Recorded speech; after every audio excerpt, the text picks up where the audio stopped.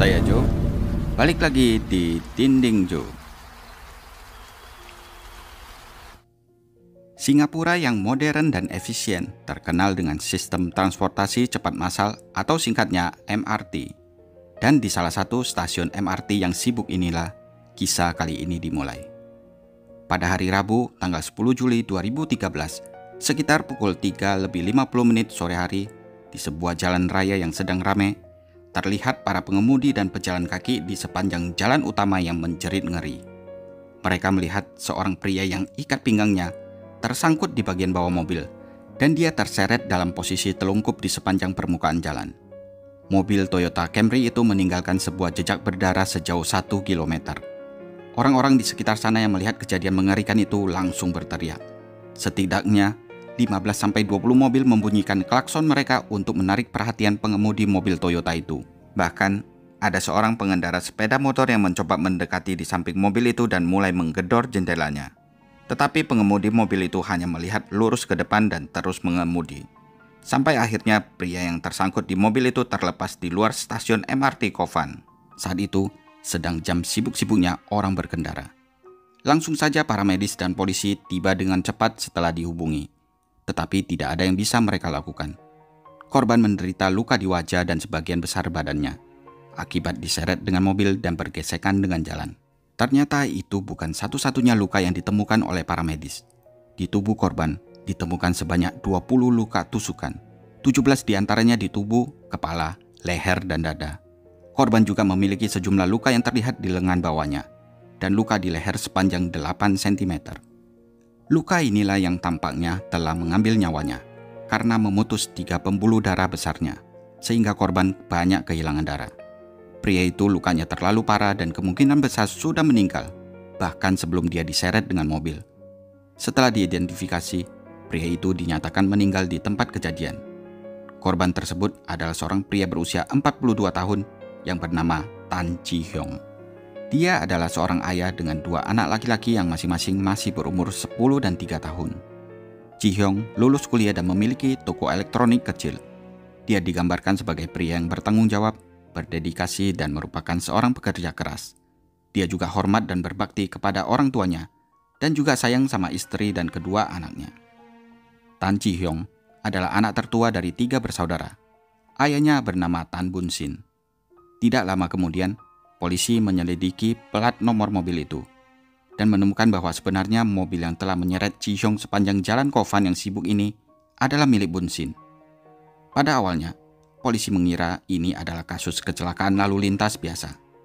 Namun ternyata Ji Hyong telah meninggalkan petunjuk yang penting. Polisi mengikuti jejak berdarah yang menodai sepanjang jalan Upper Serangoon Road sampai ke Hillside Drive. Polisi mengikutinya selama lebih dari 1 km dan akhirnya mengarah ke jalan masuk 14C Hillside Drive. Semua penyelidikan ini berlangsung sekitar 8 jam yang mengakibatkan kemacetan luar biasa di jalan itu. Tapi, apa yang ditemukan oleh polisi di sana jauh sangat mengejutkan. Ternyata pengemudi mobil tersebut bukanlah ayah Ji Hyong, karena dia ditemukan tidak bernyawa di dalam rumahnya sendiri. Tan Bun Sin yang berusia 67 tahun ditemukan dengan 27 luka yang diakibatkan oleh senjata tajam yang diduga adalah pisau. 12 diantaranya adalah luka tusuk di leher, dada, dan kepala. Dan dia juga memiliki luka akibat mencoba melawan di lengan dan jarinya. Penyebab kematiannya adalah sayatan di lehernya dan luka sedalam 13 cm di dadanya. Sebelum lebih lanjut, saya ceritakan sedikit tentang Tan Bun Sin. Bun Sin ini menikah dan tinggal bersama istrinya di dalam rumah itu selama 10 tahun. Mereka memiliki dan menjalankan bengkel mobil yang terletak tidak terlalu jauh dari rumahnya. Mereka memiliki 3 anak. Anak pertama bernama Tan Ji Hyong, anak kedua Tan Ji Wei, dan anak ketiga Tan Xiu Ling. Menurut karyawannya, Bun Sin adalah pria yang baik. Dia tidak merokok, tidak berjudi, dan juga tidak main perempuan.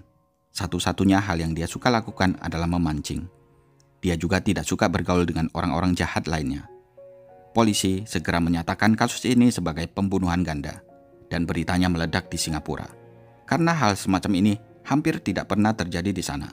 Media massa pun penuh dengan spekulasi. Dalam waktu singkat, kasus tersebut mulai menimbulkan kehebohan.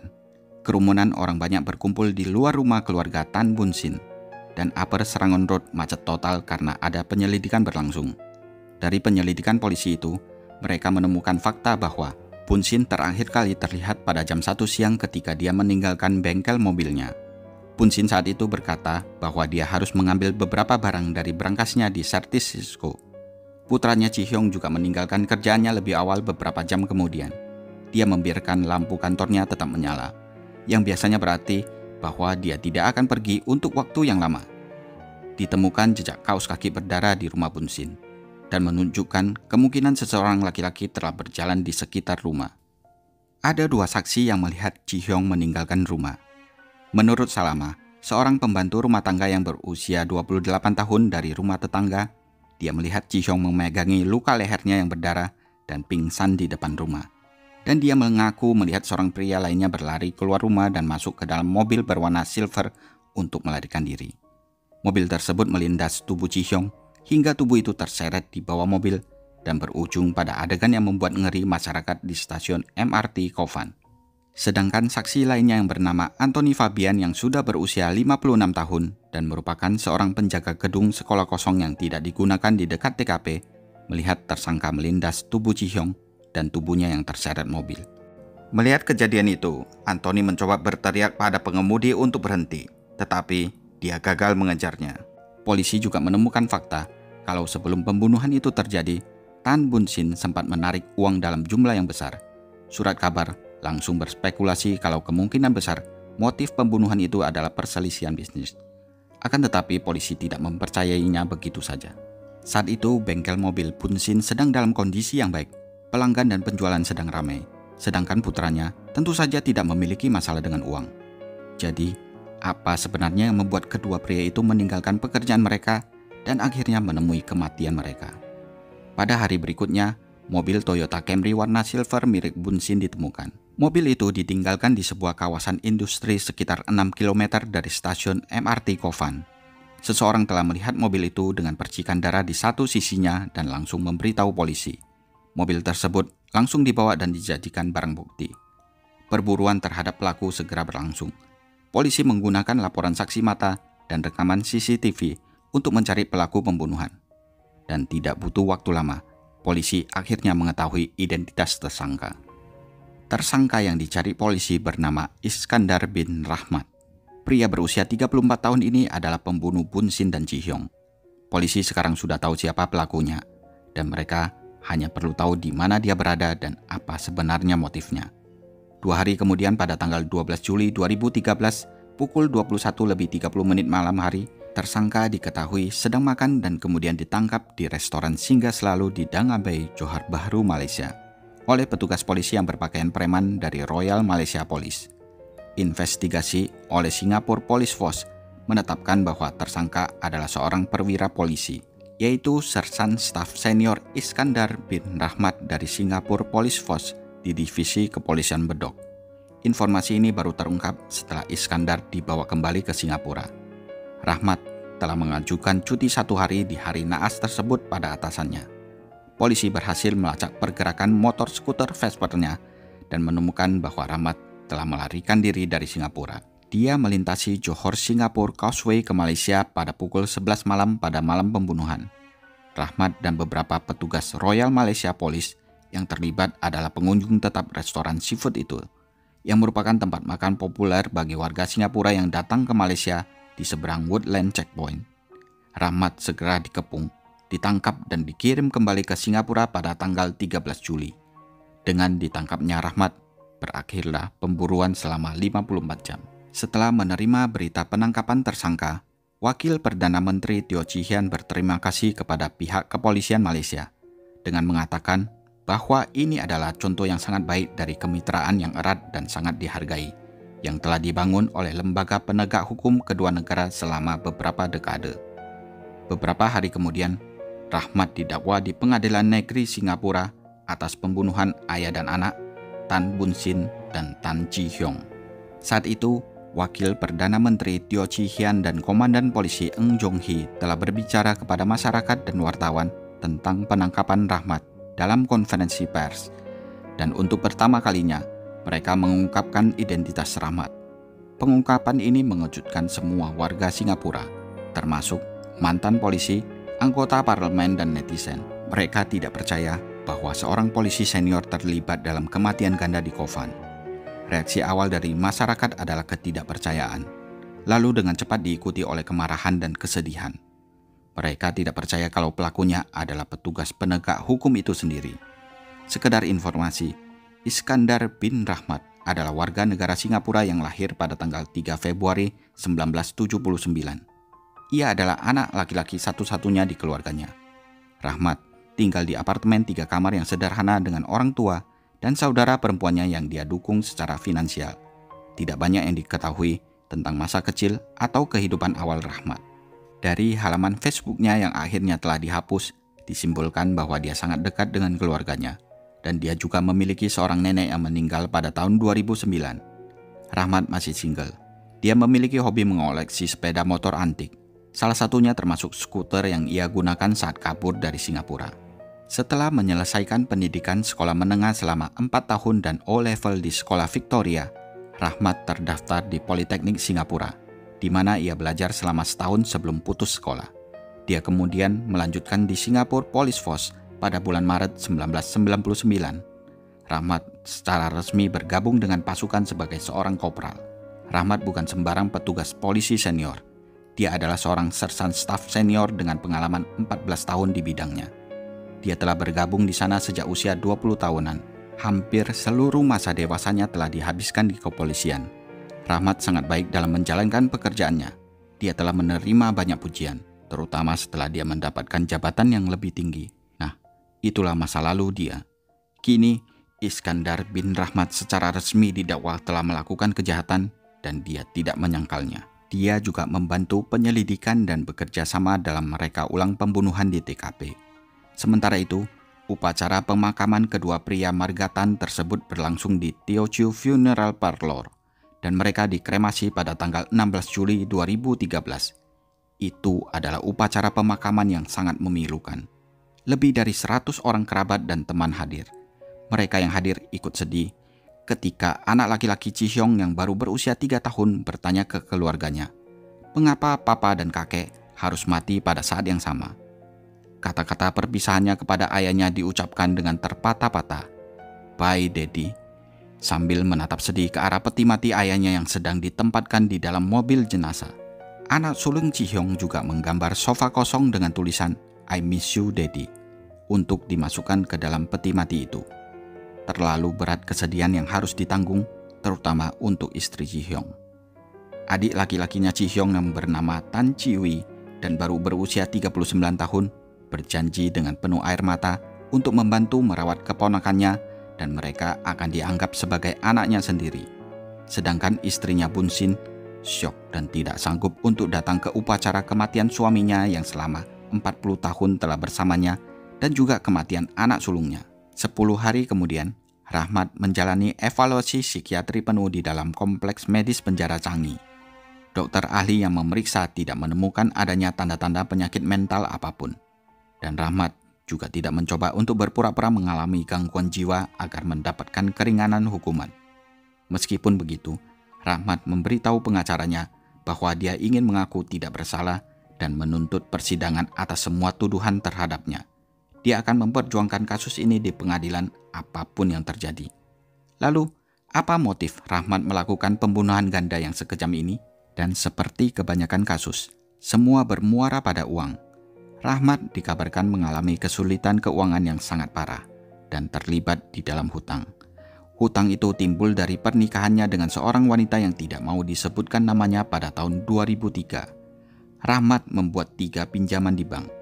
Pinjaman untuk membeli sebuah rumah dan itu membutuhkan banyak renovasi. Rahmat membutuhkan banyak dana untuk pekerjaan renovasi di rumah itu dan membayar pinjaman mobil dari Overseas Chinese Banking Corporation sebesar beberapa ratus ribu dolar Singapura. Konyolnya, pernikahan mereka tidak bertahan lama. Pada awal tahun 2005, hanya 2 tahun setelah menikah, Rahmat akhirnya bercerai. Kemudian dia menjual rumah dan mobilnya untuk melunasi sebagian hutangnya. Dan sejak saat itulah, Rahmat tinggal di apartemen bersama dengan orang tuanya dan saudara perempuannya di Kim Kiat Avenue. Pada saat pembunuhan itu terjadi, Rahmat masih terlilit hutang dan menghadapi kebangkrutan. Dia berhutang hampir 62.000 dolar Singapura atau sekitar 693 juta rupiah. Dan di Singapura, semua pegawai negeri harus membuat laporan pernyataan tahunan yang menyatakan kalau mereka tidak mengalami masalah secara finansial atau mereka tidak menghadapi kebangkrutan atau sedang berjuang dengan hutang mereka.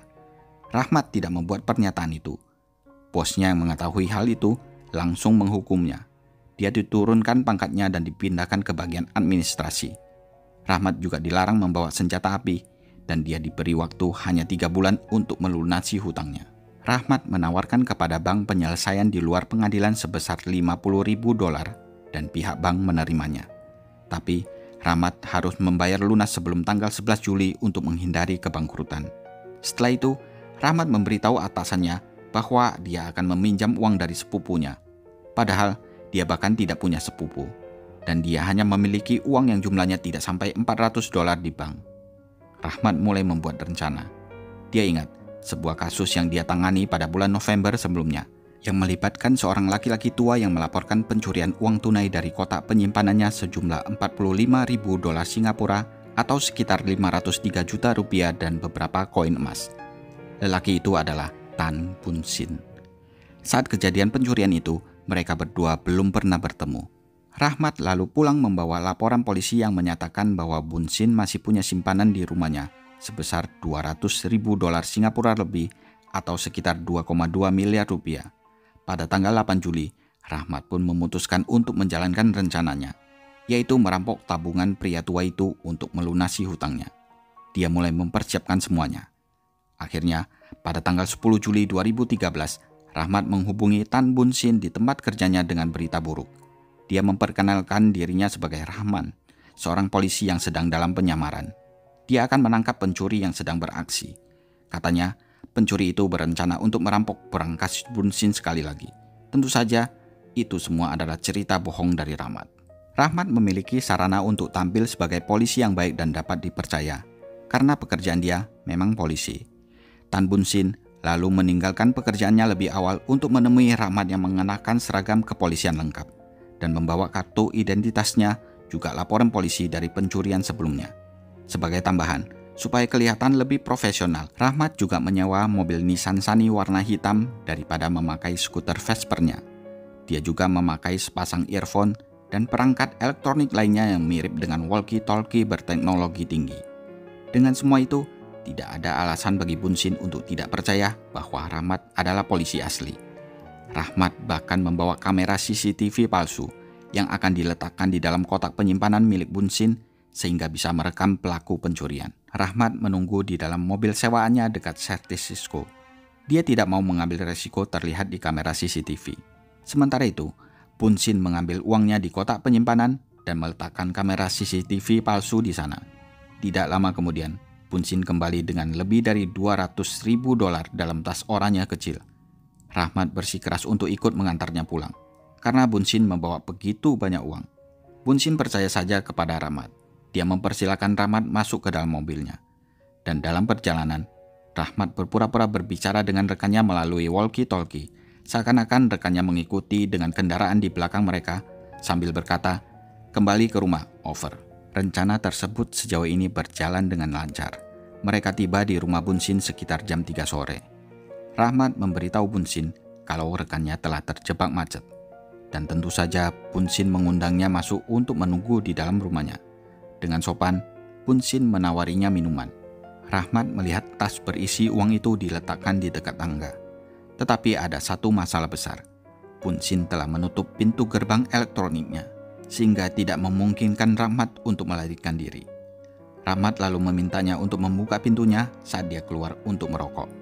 Dan dia meminta agar gerbang dibiarkan terbuka karena rekannya akan segera tiba. Bun Sin tanpa curiga menuruti semua permintaan Rahmat. Rahmat kembali masuk ke rumah. Dia beralasan mau menggunakan kamar mandi. Padahal dia sebenarnya mau mengambil tas itu dan langsung melarikan diri. Tapi ketika Rahmat masuk, dia tidak menemukan tas itu. Saat dia keluar, tas itu telah dipindahkan oleh Bun Sin, dan Rahmat mulai panik. Lalu, dia memberitahu Bun Sin bahwa pencuri telah tertangkap, dan bahwa mereka harus mengembalikan barang-barang berharga ke kotak penyimpanan lagi secepatnya. Bun Sin setuju, dia sempat pergi ke dapur untuk menelpon sebentar. Dan yang ditelepon adalah putranya, Ji Hyung, yang sedang bekerja di kantornya saat itu. Setelah selesai menelpon, Bun Sin keluar untuk menemui Rahmat dengan pisau di tangannya. Bun Sin menuduhnya sebagai penipu.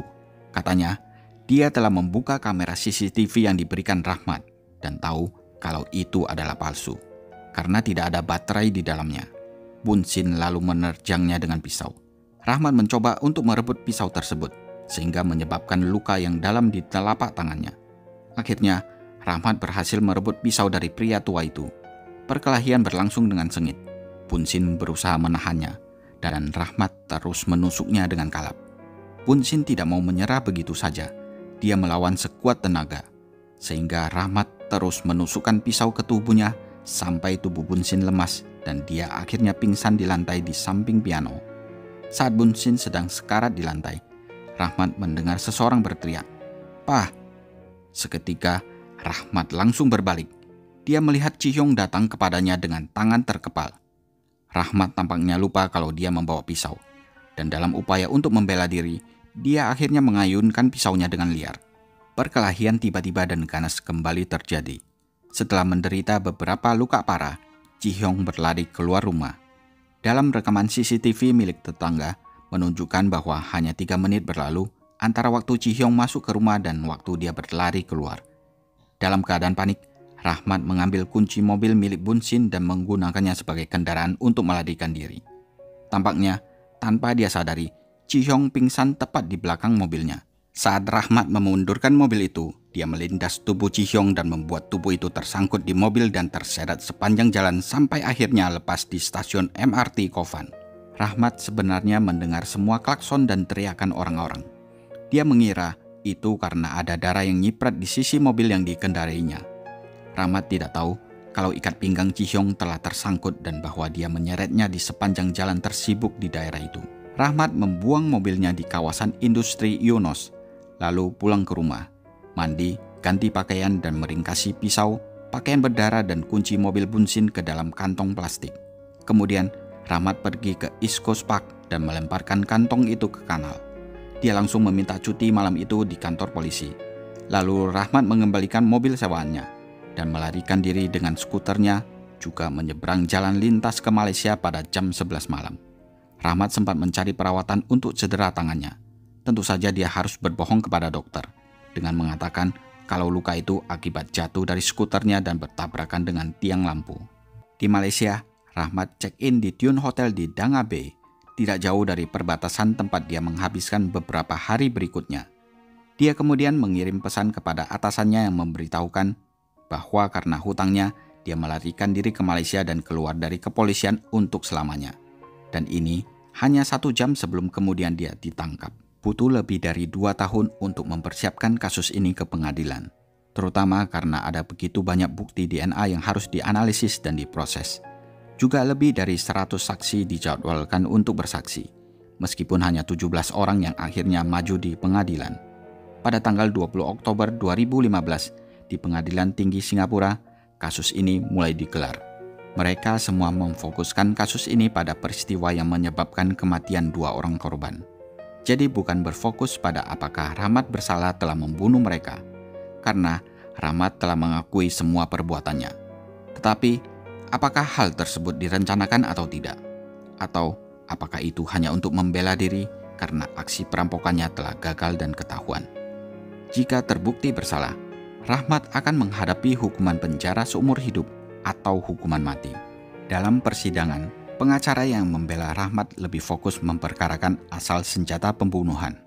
Dia berpendapat bahwa tidak ada bukti nyata bahwa Rahmat telah mempersenjatai dirinya, dan kemungkinan besar pisau itu berasal dari dapur Tan Bun Sin, di mana saat itu Bun Sin menelpon putranya sesaat sebelum dia menghadapi Rahmat. Jika Rahmat berencana untuk membunuh Bun Sin, harusnya dia akan langsung melakukannya. Rencananya Rahmat hanya mengambil tas, lalu lari ke Upper Serangoon Road dan kemudian pergi menggunakan taksi. Pengacara Rahmat menyatakan bahwa luka di tangannya adalah bukti bahwa dia mencoba untuk merebut pisau dari Bun Sin yang menyerangnya. Tapi ini semua hanya kesaksian sepihak dari Rahmat. Pada akhirnya, ketika dilakukan pemeriksaan silang, Rahmat mampu menggambarkan pisau itu dengan sangat rinci. Dia bahkan membuat sketsa pisau sepanjang 9,2 cm di atas kertas, dengan desain melingkar yang rumit di samping pisau. Sangat jelas kalau Rahmat akrab dengan pisau ini. Sementara itu, sewaktu dilakukan pencarian di rumah Tan Bun Sin, ditemukan bahwa tidak ada satupun pisau dari dapur yang hilang. Begitu juga pisau memancingnya Bun Sin. Pisau yang digunakan untuk membunuh itu tidak pernah ditemukan. Meskipun 30 petugas menghabiskan lebih dari 5 jam untuk mencari senjata itu di kanal tempat di mana Rahmat membuangnya. Dr. Gilbert Lau yang melakukan otopsi pada ayah dan anak itu mengatakan bahwa luka-luka itu tidak mungkin disebabkan oleh pertahanan diri. Dia menolak gagasan itu. Dr. Gilbert Lau mengatakan itu akan benar-benar menimbulkan pertanyaan. Mengapa penyerang menikam Tuan Tan Bun Sin tidak hanya sekali, atau 2 kali, atau 3 kali tusukan saja, melainkan total 12 kali tusukan? Bagi saya, tampaknya ini bukan luka yang diakibatkan dari mempertahankan diri. Rahmat juga mengatakan bahwa Tan Bun Sin telah menyerangnya dengan pisau. Tetapi kenyataannya, lelaki tua itu hampir tidak bisa berjalan dengan baik. Bun Sin telah mengalami degenerasi tulang rawan di lutut kanannya dan akan menjalani operasi dalam beberapa minggu mendatang. Dia jauh lebih tua dan lebih lemah daripada Rahmat. Sedangkan Ji Hyong, ukuran badannya hanya setengahnya Rahmat. Tidak mungkin dia menyerang Rahmat duluan. Lagian, kalaupun diserang oleh Ji Hyong, Rahmat pasti bisa melarikan diri. Apalagi Rahmat terlatih dalam pertempuran tanpa senjata. Satu-satunya cedera defensif yang ditemukan pada Rahmat adalah luka yang dia terima ketika mencoba mengambil pisau dari Bun Sin. Akan tetapi, jaksa penuntut menyatakan bahwa ini mungkin terjadi selama serangan terhadap Ji Hyong. Itu jenis cedera yang tidak sengaja yang dapat diakibatkan oleh serangan gila-gilaan ketika pegangan pisau menjadi berlumuran darah dan licin. Dan jangan lupa, ada jejak kaos kaki yang ditemukan di dalam rumah. Jadi, Rahmat pasti berkeliaran di sekitar rumah untuk mencari barang berharga setelah dia membunuh Tan Bun Sin dan putranya. Pikirannya masih pada uang. Polisi menemukan tas oranye itu seminggu setelah pembunuhan itu.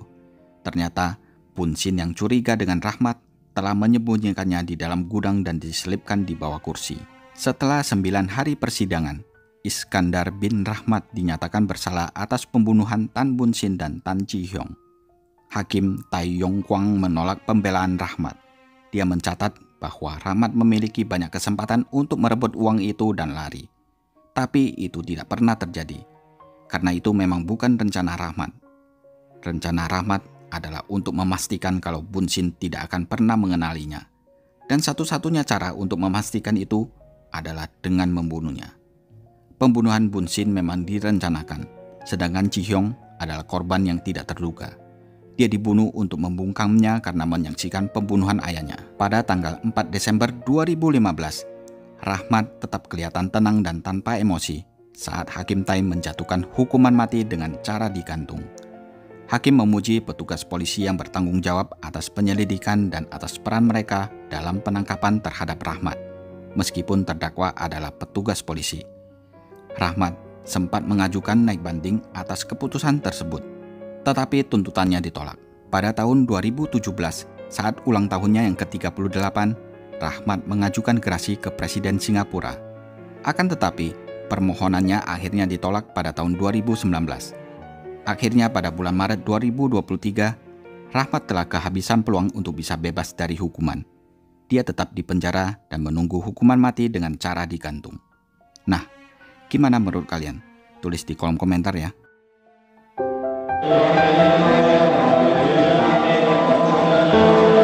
Prayers for the victims began around noon at this funeral parlor in Ubi.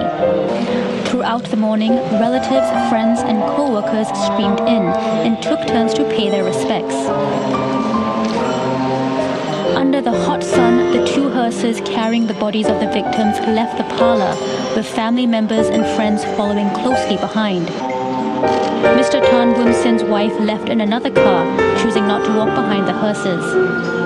Before heading to the crematorium, the hearses made a stop at the workplace of the 67-year-old senior Mr. Tan. By the time the coffins reached Mandai Crematorium, a larger crowd had gathered at the service hall. Family members then said their final goodbyes.